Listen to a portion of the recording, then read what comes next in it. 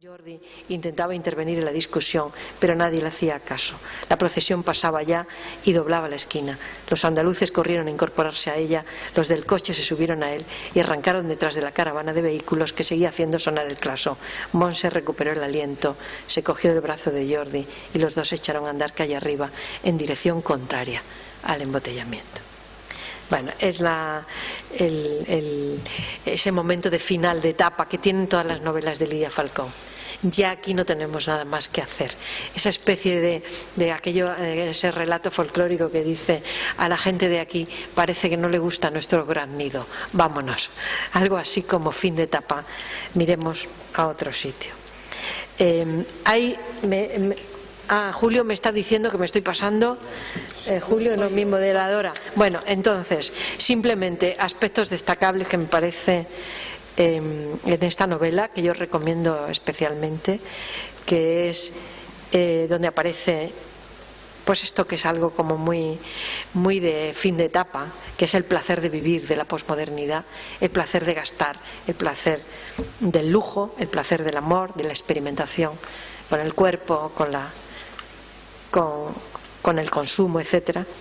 La relación con los líderes, esos personajes que aparecen de pronto, Ignacio Gallego con sus nombres propios, la alusión y la narración de los locales, de esos viejos locales de humo, de vasos, que son tan típicos del momento, y la mirada de ellas, que es una mirada equidistante, irónica, desmitificadora, enfocando, retratando a esos hombres entregados a la militancia, que son detenidos, que tienen paranoias, etcétera, y sobre todo a esas mujeres que están esperando, que están sacrificando, que están entregando todo por tener ese minuto de conversación con el hombre o las personas que aman, ¿no? Aparecen los desfiles de modas, el mundo conquistado, etcétera, la irresponsabilidad, que ya lo he visto, y en fin, esos triunfos tan típicos de época, que hacen que pensemos que esta novela va a ser una novela que nos va a ilustrar mucho sobre lo que ha sucedido en los últimos 20 años en España, hasta dónde ha podido llegar ese vacío. En fin, esto es nada más que el comienzo de una conversación con Lidia y con ustedes sobre algunos de los elementos que me parecen más sugerentes de la narrativa de Lidia.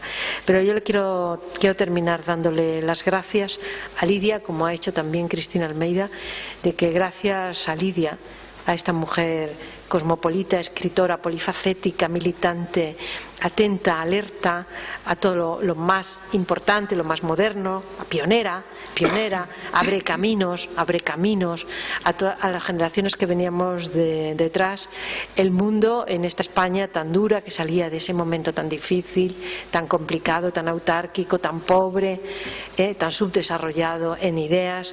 Gracias a Lidia este país ha sido otra cosa, ha sido más abierto, ha sido tremendamente audaz, ha sido innovador. Si no hubiésemos tenido a Lidia ahí, al pie del cañón, entregándonos sus sueños y haciéndonos soñar con ella, habría sido mucho menos habitable. Muchas gracias, Lidia.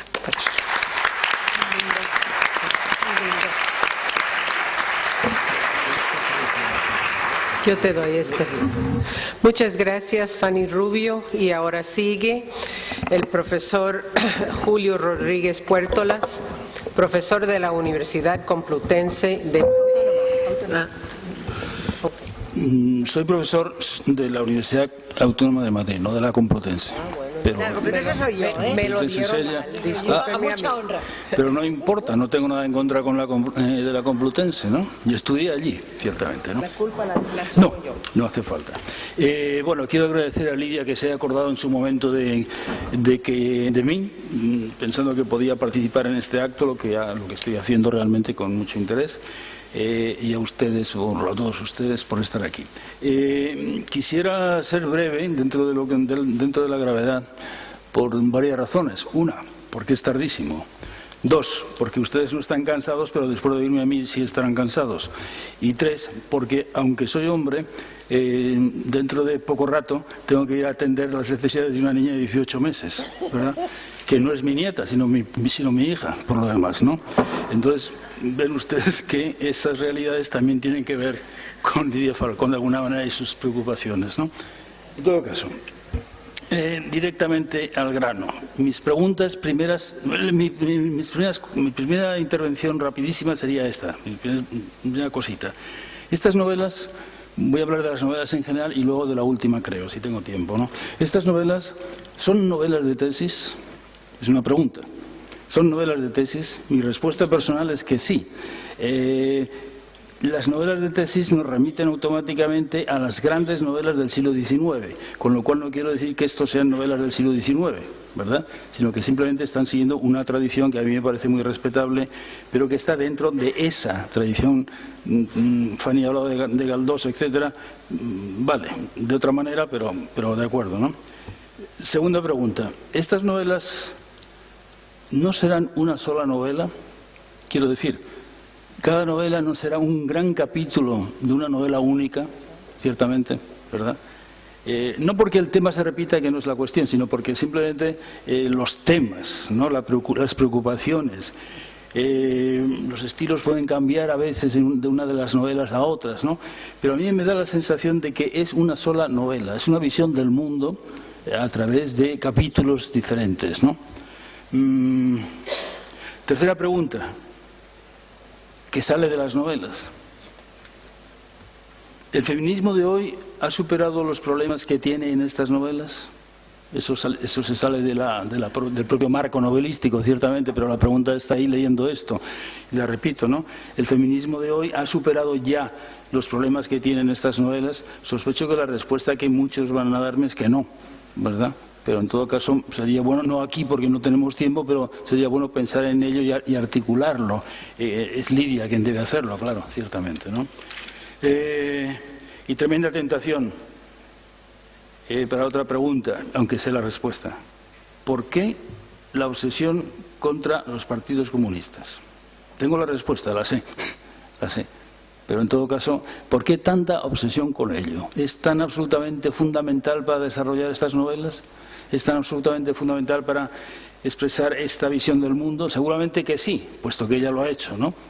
Pero quizá un lector que podemos llamar inocente en sentido histórico, se puede sorprender de eso, ¿no? Bueno, y luego ya para que la cosa sea un poco más ligera, mi pregunta sería esta: ¿por qué hay tantos taxis en las novelas de Lidia Falcón? ¿Por qué los personajes de Lidia Falcón se pasan gran parte de la novela viajando en taxi, buscando un taxi, tanto en Madrid como en Barcelona? Sobre todo las mujeres. Por cierto, a una de ellas le quita el taxi un hombre, en la esquina en Madrid, precisamente, ¿no? Muchas veces me lo quita. Muchas veces. A mí también, no creas. Bueno, entonces, no tenemos tiempo de hablar de cada una de las novelas. Ciertamente, Fanny nos ha ilustrado sobre algunas de ellas. A mí me han interesado todas ellas por diferentes motivos, pero sobre todo me ha interesado la última,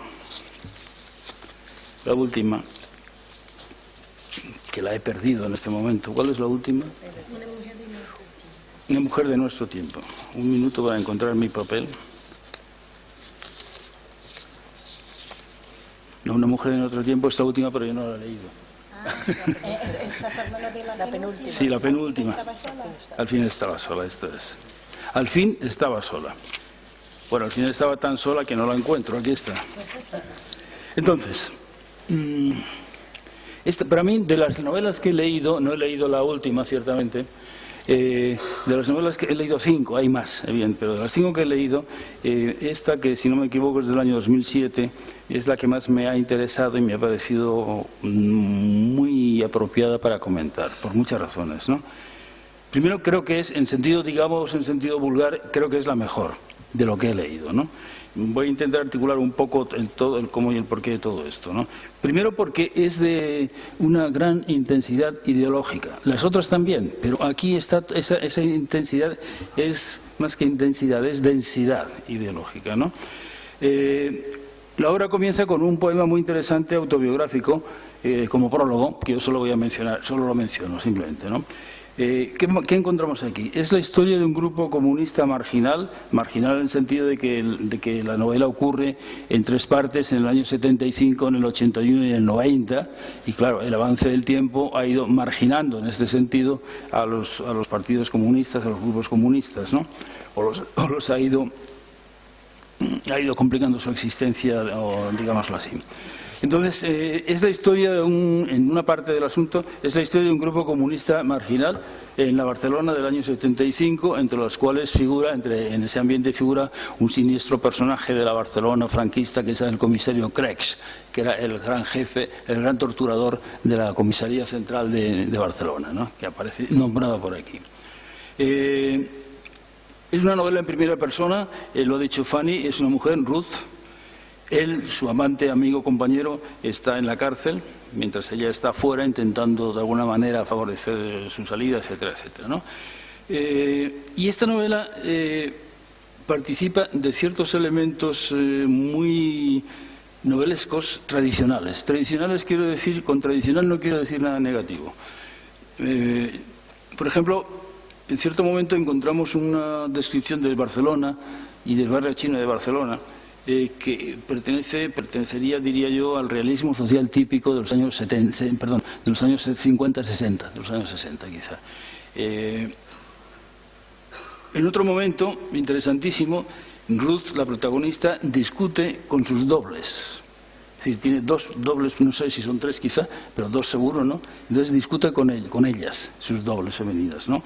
Entonces, este desdoblamiento de la personalidad y esta discusión de la mujer, de Ruth, con esas personalidades suyas que están dentro de ella, ciertamente, pero que en cierto momento se exteriorizan y se comunican con ella, me parece uno de los hallazgos importantes de esta narración, ¿no?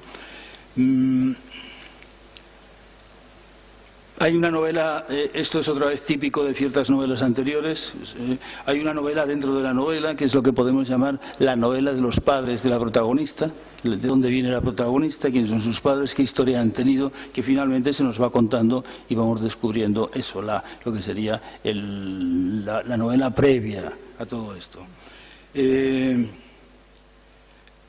Hay una definición, esto que voy a mencionar ahora, creo que realmente es un lastre en la narración.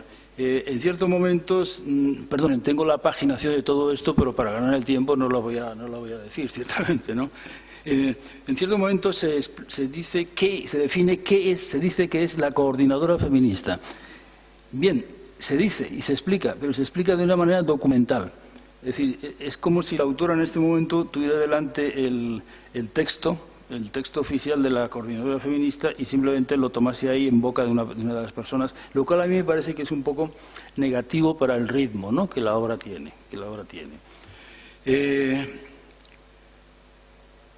En cierto momento se habla de un comunista patriarcal.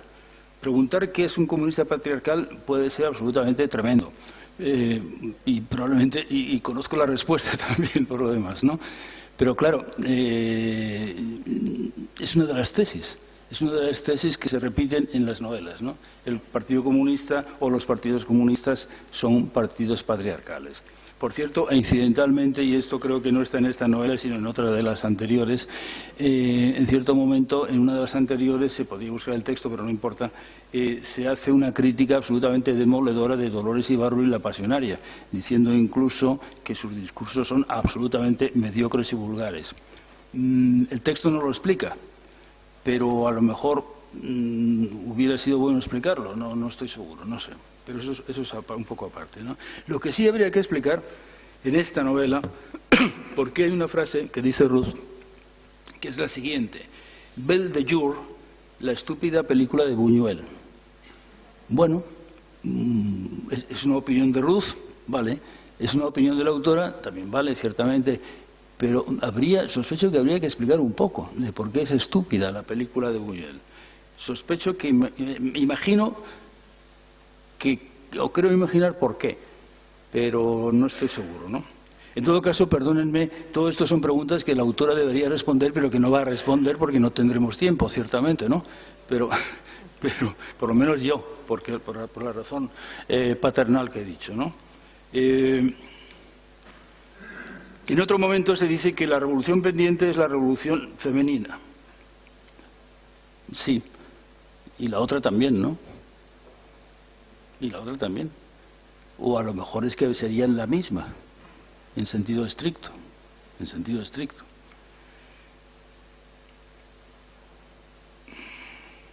Una duda mía viene después en otra página donde el texto dice que se habla en el texto de la maquinaria de la justicia patriarcal. Creo entender muy bien qué significa justicia patriarcal, porque de hecho la justicia tal como está organizada es lo que es, ¿no? Entre otras cosas es patriarcal. Pero mi pregunta sería la siguiente: ¿es peor son dos frases de la novela? ¿Es peor la maquinaria de la justicia patriarcal que la de la represión franquista? ¿No es la misma? ¿O la patriarcal no es un aspecto de la otra? Parece ser que aquí se dice que son dos, ¿no? Distintas. Yo no podría afirmar que son dos, que fueron dos, ¿no? O que una es parte de la otra, sin duda, ¿no? Una cosa muy interesante desde un punto de vista literario y que también aparece en otra de las novelas anteriores, pero que voy a dejar aparte ahora, es no sé si tú has hablado de Tiempo de Martín Santos. No, de Martín Santos no, pero está dentro del discurso. Claro, entonces, escritura... en la novela de Tiempo de Silencio, famosísima, de Martín Santos, hay un episodio muy importante que aparece ese episodio, no, que circunstancias muy semejantes aparecen en dos de las novelas de Lidia. Una es aquí, es precisamente el viaje a Madrid, o el paseo por Madrid, el paseo por las calles del Madrid, la ida nocturna al Café Gijón, ¿verdad?, donde se habla incluso de tertulias literarias, etcétera, etcétera. Eso es evidentemente un episodio de los más significativos de Tiempo de Silencio. Eso evidentemente no es malo, sino que simplemente, como ha dicho Fanny, es parte de una tradición novelesca importantísima, ¿no? Importantísima nuestra. Aparece en dos de las novelas, ¿no? Y otro elemento de Tiempo de Silencio, que yo creo que es de Tiempo de Silencio, es cuando en esta novela se pregunta, se hace una pregunta, aparece una pregunta que es la siguiente: ¿era eso el amor en definitiva? En Tiempo de Silencio, la pregunta equivalente, en una situación equivalente, es esta: ¿es esto el amor? Y en los dos casos hay un intento de definición bastante angustiosa en los dos casos de qué cosa es el amor, ¿no? Aparece aquí una anécdota de Unamuno. Esto es para distendir un poco esta perorata tan académica, ¿no? Una anécdota de Unamuno. Una anécdota de Unamuno aparece por dos veces en dos de las novelas. Una es aquí. Es una anécdota que en estas dos novelas se atribuye a Unamuno. Yo la he oído, pero no atribuida a Unamuno, sino simplemente como un chiste, ¿verdad?, que además me contaron en Barcelona hace muchos años y gentes universitarias. No lo sé, lo digo como simple curiosidad. Es aquella anécdota según la cual, aquel chiste según la cual, que aquí se transforma en anécdota unamuniana, según la cual un pastor protestante está haciendo propaganda de su religión, ¿verdad?, en la Costa Brava durante meses y meses y meses, no ha conseguido convencer a nadie. Al día siguiente se marcha y se va a pasear por el puerto, se encuentra un pescador catalán, ¿verdad? Dice: hombre, voy a hablar con él a ver qué pasa, a ver si tengo en estos últimos minutos. El catalán no contesta, escucha toda la perorata, el pastor protestante se anima, lo tengo en el bote ya, está claro. Entonces de repente el catalán recoge sus trastos y dice: mire usted, no creo en la católica, que es la verdadera, así que imagínese usted cómo voy a creer en la suya. Bueno, aquí aparece referido a Unamuno, ¿verdad?, hablando con unos protestantes en Salamanca, etcétera, etcétera. Como cosa curiosa, ¿no? En otro momento, ya casi cerca del final, se puede leer lo siguiente: preocúpate por fin de ti misma, de los proyectos que desees realizar, ahora que ya no tienes que hacer feliz a nadie. Esto, dicho sea de paso, se lo dice su madre, a Ruth, lo cual dicho por una madre no está mal. Preocúpate por fin de ti misma, de los proyectos que desees realizar, ahora que ya no tienes que hacer feliz a nadie. Fíjense que lo que está pasando aquí es la identificación entre soledad y libertad. Es decir, ya no tienes que hacer feliz a nadie, estás sola, preocúpate de ti misma ahora que estás sola. ¿Es que la soledad es sinónimo de libertad? Lo cual, por otra parte, me recuerda a un famosísimo poema de Luis Cernuda que dice aquello de tan importantísimo también de que libertad no conozco sino la de estar preso en alguien, que sería la idea contraria, ciertamente, ¿no? Pero en este juego de estar preso o estar libre está la cuestión, ciertamente, de las novelas de Lidia. Voy a terminar enseguida, creo que voy así. Finalmente, desaparecen los demás personajes, desaparecen los dobles de esta misma mujer, se queda sola, se queda libre. Esta es la pregunta que repito. Por fin, ¿ella es quien es? ¿Seguro que ella es quien es cuando se queda sola? Repito, no. ¿Seguro que ella es quien es en estas circunstancias de soledad? ¿Seguro que no habría que recordar a don José Ortega y Gasset cuando dijo yo soy yo y mi circunstancia? Y si esta mujer no tiene circunstancias, ¿es ella? Al fin me quedé sola. La frase, pero fíjense, al fin me quedé sola, página 436. Pero la frase final de la novela dice lo siguiente: decidí llamar al día siguiente a Marta. ¿Y qué pasa? ¿Que al día siguiente la historia de la soledad se va a romper con Marta? Y entonces va a empezar otra vez la problemática que acaba aparentemente de romperse. Así pues, sola, nueva dependencia. ¿En qué consiste la libertad? Y nada más. Muchas gracias.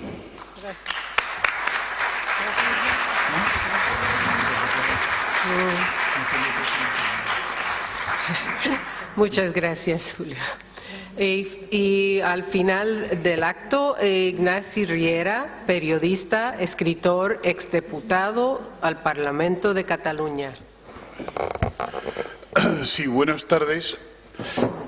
Yo a Lidia Falcón la conocía desde hacía mucho tiempo, pero en realidad la he tratado estos 7 últimos años, que han coincidido con los años en los que yo he pasado a vivir en Madrid por una serie de circunstancias desérticas que no tengo por qué contar ahora.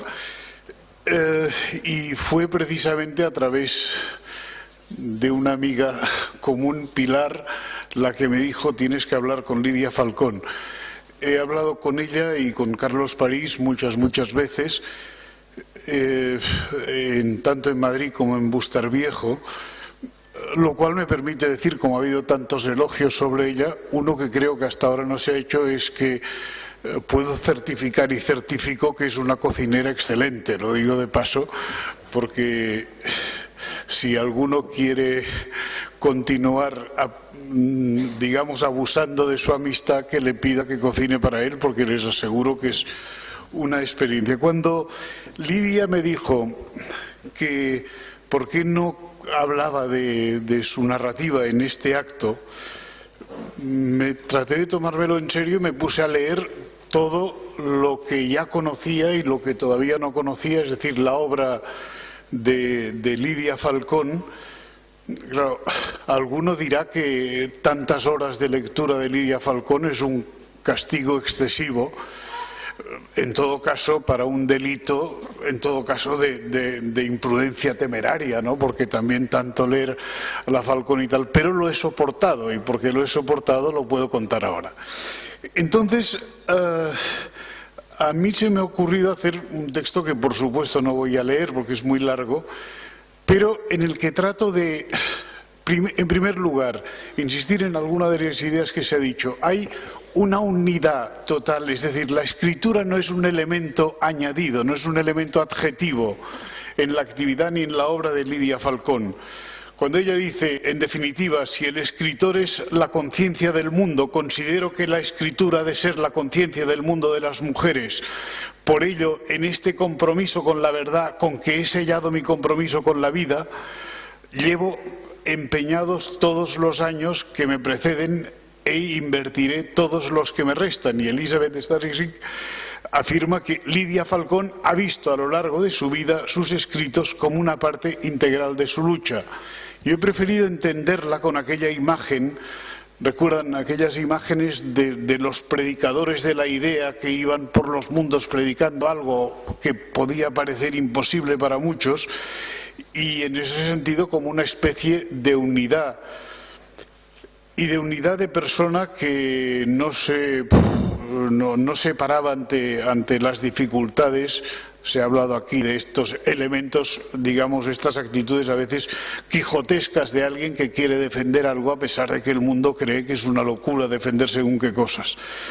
Cuando el 14 de enero de 2007 Lidia me pidió que gestiones posibles para editar Al fin estaba sola, yo escribí una carta al director de Ediciones B, y en esta carta le decía: su autora es una mujer polémica, alabada y criticada siempre apasionadamente, aunque en ninguna de sus actuaciones y trabajos ni ha pasado desapercibida ni ha dejado a nadie indiferente. Cuando alguien habla de Lidia Falcón, el interlocutor suele responder con lo que parece un tópico de escritura automática: ah, sí, la escritora feminista, la feminista radical. Ella nunca lo ha negado, le decía yo en esta carta. Se presenta diciendo: soy hija y nieta de feministas, de anarquistas, de revolucionarios. El feminismo y yo somos una misma cosa. Como ha sucedido en sus ensayos anteriores, en sus novelas, sus artículos periodísticos, su actuación profesional, esta novela, que es, insisto, una novela, sigue siendo en el fondo y en muchas de sus páginas un lúcido alegato feminista, nada neutral, nada aséptico. Y entonces, cuando iba leyendo sus obras, me he dado cuenta que una de las anotaciones que más veces hacía en las hojas, en el cuaderno que utilizaba, una de ellas era del novelista catalán Manuel de Pedrolo, que cuando le regañaban porque decían: es que tú siempre estás en una actitud beligerante en todos tus escritos, en todas tus novelas, y él decía, claro, dice, pero es que no es posible describir el caos en términos de orden. Frase que se puede aplicar perfectamente bien y tal. Y hay todavía una frase de Adorno que yo diría que es más bestia todavía, y que algunos, cuando afirmaba que heutige Aufgabe des Arts ist Ordnung in Chaos in Ordnung bringen, es decir, misión actual del arte es introducir el caos en el corazón del orden. Pues bien, esta sería otra de las actitudes que tantas veces adopta y ha adoptado Lidia Falcón. Cuando yo quería un poco intentar aclarar cuál era el sentido de su obra, recordé que en la editorial donde había trabajado muchos años habíamos editado un libro de Wilbur Scott, un libro del año 1962, Five Approaches of Literary Criticism, que editamos en 1974 con el título Principios de crítica literaria. Nos proponía, entre otros muchos métodos para intentar leer una obra literaria, un enfoque moral, el enfoque psicológico, el enfoque sociológico, la perspectiva formalista y la perspectiva arquetípica. Luego he encontrado muchos libros sobre la imagen arquetípica del héroe, etcétera, etcétera, y es una de las que ha hecho fortuna. Me pareció muy interesante porque esta crítica arquetípica en realidad es una perspectiva que, como dice el mismo Wilbur Scott, ocupa una posición peculiar entre los otros métodos, exige detalladas lecturas textuales como el formalismo y, sin embargo, su campo de acción humanista va más allá del valor intrínseco de la satisfacción estética. Parece psicológico en cuanto que analiza la atracción que la obra de arte ejerce sobre el público, y también sociológico en su estudio de los esquemas culturales básicos de esta atracción. Es histórico en su investigación de un pasado cultural o social, pero no histórico en su demostración del valor intemporal de la literatura, independientemente de los periodos particulares. Pues bien, a mí me ha parecido que para entender el conjunto de la obra, no solo de Lidia Falcón, habría que tener en cuenta precisamente lo que yo llamo los antecedentes. A mí me ha aclarado muchas cosas tras leer las obras de Lidia Falcón. En primer lugar, las propias manifestaciones de la autora sobre su familia. en un correo electrónico del 11 de noviembre de 2010, o sea que los guardo algunos correos, me decía: mi abuela Regina del Amo nació en 1870 y se dedicó al cooperativismo, al sindicalismo, creó el primer banco cooperativo de Valencia, que dedicó su vida a defender las doctrinas libertarias, el aborto, el amor libre, la eutanasia y la eugenesia. Fue compañera de lucha de Companys, cuñada y amiga íntima de Rosario de Acuña. Compartió con mi padre los avatares del siglo. No sentía ninguna devoción por los reyes, dioses ni tribunos. Podía dar lecciones a Margarita Nelken, a Victoria Kent, trató a Unamuno y vio con mirada bien crítica todos los problemas de su época que fustigaba a todo el mundo desde tribunas de prensa. Inmediatamente añade, punto y seguido: y mi madre, Enriqueta O'Neill, Regina Flavio, la heroína anónima de la familia, de la que tantas veces nos hablará cuando nos hable de aquellas 6 mujeres solas que viven todos aquellos años durísimos de posguerra. Pues bien, me ha parecido apasionante intentar entender a Lidia Falcón a partir del intento de entender lo que fue César Falcón, su padre. Este padre del que Lidia Falcón dice cosas ambiguas y duras: periodista, escritor, novelista, ensayista, dramaturgo, director y productor teatral, creador y director de periódicos, revistas y radios, miembro del Comité Central del Partido Comunista de España y apasionado activista y defensor del pueblo español durante los convulsos años de la República y la Guerra Civil.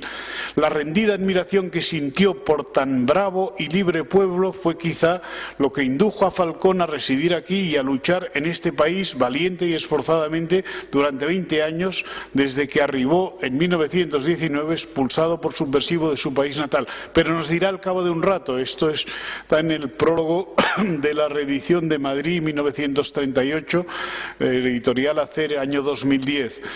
Falcón dejó abandonados 4 hijos, que yo sepa, en diversos países, con sus madres, y que de algunos ni siquiera volvió a acordarse, como yo misma. Como le dijo un día a mi madre, él no podía preocuparse de sus hijos porque tenía que interesarse por los hijos del mundo, etc. Esta pomposa declaración pretendía explicar su egoísmo al desatender sus responsabilidades de padre, bastante más aburridas y rutinarias que las grandes empresas a las que se sentía llamado. Pues bien, no insisto en esto por cuestiones también de tiempo, pero es apasionante ver los comentarios de Juan Carlos Mariátegui, por ejemplo, cuando analiza la obra de Falcón, El pueblo de Dios, y, por ejemplo, lo que dice Unamuno cuando tiene lugar el homenaje que se rinde en febrero de 1929 en Madrid a César Falcón. En aquellos momentos Unamuno estaba en el exilio, precisamente en Biarritz. Y dirá, entre otras cosas: desde luego me asocio, y cómo no, al homenaje a nuestro César Falcón, por él, nuestro querido amigo, y por ustedes, nuestros queridos amigos. Hay que cerrar el cuadro, incluir y con esto excluir, y más ahora que mendiga tregua en su obscena agonía esa pornocracia, mejor, pornocleptocracia, pues a la prostibulación une ladronería castrense que está desfondando a España. Estas son frases de Unamuno hablando de Falcón. Falcón peruano es de los nuestros, etcétera, etcétera. ¿Quieren ustedes que en este acto sea exaltación de los valores civiles de Falcón? No hay otros. El mismo valor guerrero, si no es civil, no es valor sino barbarie. Y otra pista que me parece interesante para analizar precisamente la narrativa de Lidia Falcón es su poesía. Alguno dirá, ¿su poesía? Sí, su poesía. Y la poesía de Lidia Falcón es muy importante, aunque ni ella misma te lo suele decir cuando te habla de su obra. En la introducción de la poesía El mirar ardiente y desgarrado, editado por Maite Canal y Vindicación Feminista, Madrid-Bilbao, el año 2000, encontramos esta frase: si la poesía es una pasión, yo fui atacada por ella desde el nacimiento. Si la poesía es un arte que necesita espectadores, allí estaba yo escuchando atenta las voces, grabando en la memoria las rimas, deleitándome con las cadencias, las palabras, los significados. Cuando dolores y sufrimientos propios y ajenos, pero que me concernían, cuales no me conciernen. No tenía más desahogo que las palabras y así, sintiéndome libre de confiar al papel el dolor y la angustia, la duda y la certeza, entre las que me debato constantemente, seguí escribiendo versos, etcétera, etcétera. Es interesante, repito, no insisto, pero les doy como pista que vale la pena volver a leer la poesía de Lidia Falcón para entender muchas cosas. Y para entender, por ejemplo, algunas estrofas como: una mujer está hecha de la niña que no jugó, de la joven que no preguntó, de la casada que no amó, de la madre que buena, entregada, todas las humillaciones sufrió. Una mujer está hecha de la materia de los sueños que nunca alcanzó, de amores, dolores y llantos, ahogada ella misma en este pantano de muerte aplazada, gota a gota y día a día administrada. ¿Conocían la poesía de Lidia Falcón? Me parece interesante.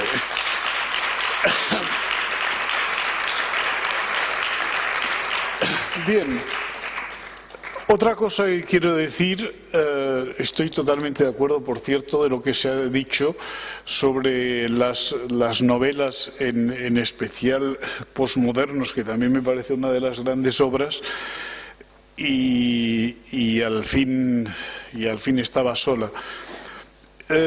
Yo quería poner solo un ejemplo para ver que Lidia Falcón describe la realidad de lo que nos decía Fanny Rubio, quien habla de la realidad de esta España de los años en que hemos estado viviendo. Yo conozco a un escritor del que nadie habla ahora en estos momentos tampoco, pero un escritor seguramente, digamos un escritor él mismo se decía: soy un escritor mediocre. Me refiero a Paco Candel, el escritor que hablaba de una serie de realidades y tal. Pues bien, pocos han descrito muchas situaciones con los que dicen que no tienen materia para escribir, quizá no se acuerdan de qué ha sido la transformación tal. Pues bien, en lo que yo llamo epístola moral a otra idiota, es decir, las cartas a una idiota española, Lidia Falcón describe, creo que es en la carta número 16, habla de qué ha supuesto la transformación urbanística bajo aquel personaje tan absolutamente torturador de sueños como fue José María de Porcioles, que transfiguró las fisonomías urbanas y que consiguió que aquello fuese el gran, como algunos, hoy José María Loperena está a punto de publicar un libro sobre la corrupción y los corruptos, pues aquello fue la gran corrupción, y además corrupción con la bendición de quien mandaba más en el Estado. Pues bien, fíjense que acaba de describir cómo ha quedado aquel tipo de barrio, y al cabo de poco rato nos habla de una señora, de una mujer, y nos describe esta mujer a partir de sus manos. Ojo al texto: manos de señora, de intelectual, de monja, manos blancas, de venas azuladas, manos nerviosas, grandes o pequeñas, manos al fin. Ningún parecido con aquellas extremidades embotadas, torpes, de articulaciones atrofiadas por la artritis, por las cicatrices antiguas, por las lejías actuales. Dedos hinchados, amoratados, sin color o de color ennegrecido, marrón verduzco, veteados por heridas sin cicatrizar, bordeados de oscuros festones sucios, sin posibilidad de limpieza. Ellas que tanto limpian. Las uñas comidas por los ácidos, los uñeros infectados que nunca cicatrizarán. Y casi sin sensibilidad, porque la conciencia hace tiempo que se ha inhibido del dolor. Si fuera a sentir igual que las señoritas, su vida sería un ay. Me parece que este discurso no es un discurso, es una descripción. Es que la descripción tiene el valor teórico de cualquier discurso multiplicado por mucho más. Porque la descripción de estas manos, como la descripción de cómo se deshace un barrio, es algo que puede tener mucho papel. Y voy ya dejando las muchas páginas que hay aquí, que algún día, si a alguien le interesa, con mucho gusto se las pasaré. Iba a decir a modo de conclusión. Y a modo de conclusión empiezo citando a Gramsci. Antonio Gramsci decía que la hegemonía cultural precedía a la hegemonía política. Frase que muchos han olvidado. La hegemonía cultural precede a la hegemonía política. Ahora se han reeditado los cuadernos de Carcere y vuelve a aparecer esta frase muy a menudo. Y alertaba a sus amigos cuando pretendían administrar como políticos de izquierdas, aunque su forma de pensar continuara siendo carpetobetónica. Sería la primera conclusión a la hora de hacer el balance, siempre provisional, porque la autora nos reserva aún muchas sorpresas sobre la vida y la obra de Lidia Falcón. Ha tratado, a pesar de las hostilidades mayoritarias, del peso de la tradición, del cinismo, de la ignorancia de quienes se atribuyen la función de mandarines, de una herencia de injusticias soportadas en silencio, de poderes económicos, judiciales, religiosos, ha tratado de cooperar con fuerza en la recuperación de la razón feminista.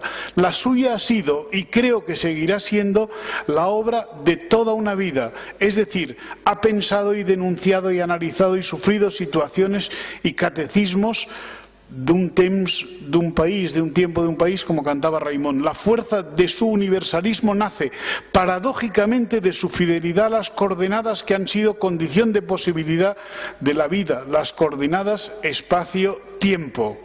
Ha sido incansable en la sucesión triangular de Hegel. A una tesis se opone una antítesis que da lugar a una síntesis que pasará a ser tesis en un futuro inmediato.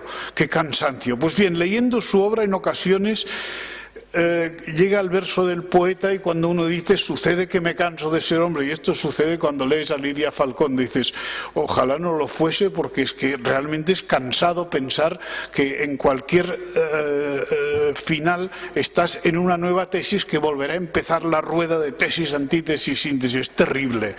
Y nunca le ha faltado tema, cosa que tanto preocupa a inmensas mayorías de escritoras y escritores en estado de perenne adolescencia que lloran porque la musa se ha ido de rositas.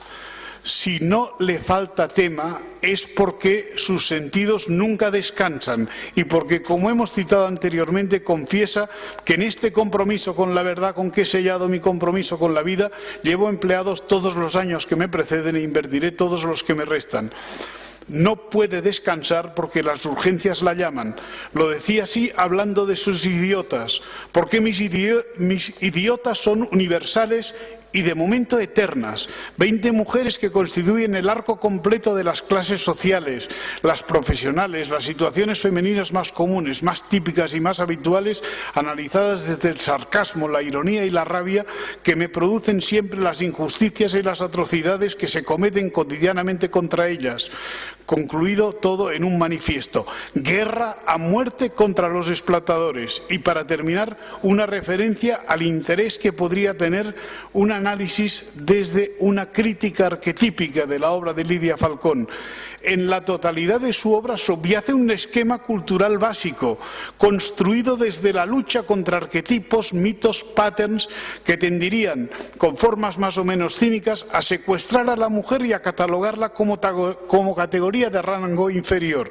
Los esquemas mitológicos que acuñan los tópicos, valoraciones religiosas, descalificaciones, chistes soeces, recomendaciones de los doctores que tiene la Iglesia y que ahora pretenden tener además los telepredicadores, ralentizan la plena liberalización de la mujer. La crítica arquetípica, en su intento por descubrir y descodificar los lenguajes secretos de las obras literarias, nos demostraría que Lidia Falcón ha iniciado un camino de liberación al que invita a muchos, e incluso a algunos, en algo básico para quien dice creer en la justicia. Gracias.